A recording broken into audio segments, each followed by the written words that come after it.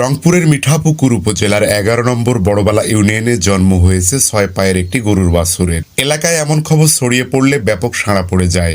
বাছুরটিকে এক নজর দেখতে উৎসুক জনতা গরুর মালিকের বাড়িতে ভিড় জমায়। বুধবার ১৫ মে দুপুরের দিকে উপজেলার ১১ নম্বর বড়বালা ইউনিয়নের ছড়ান ব্যাপারীপাড়া এলাকার মোহাম্মদ লালন মিয়ার একটি গাভী এই বাছুরের জন্ম দিয়েছে। ৪টি পা ঠিক জায়গা মতো থাকলেও বাছুরটির পেছনের অংশে আরও অতিরিক্ত 2টি পা দেখা যায়। গরুর মালিক বলেন, গাভীটি দুপুরের দিকে ৬ পা বিশিষ্ট বাছুরের জন্ম দেয়।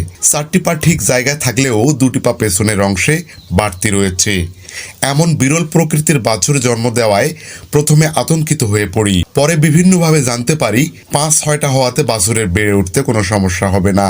দেখা যাক বাকিটা আল্লাহর ইচ্ছা। উপজেলা প্রাণী সম্পদ কর্মকর্তার মতে এমন ঘটনা খুবই বিরল। এটা সচরাচর ঘটে না। তবে আশা করা যাচ্ছে ৬ পা হলেও বাছুরটির বেড়ে উঠতে কোনো সমস্যা হবে না, শুধু অতিরিক্ত পাগুলো বাড়বে না।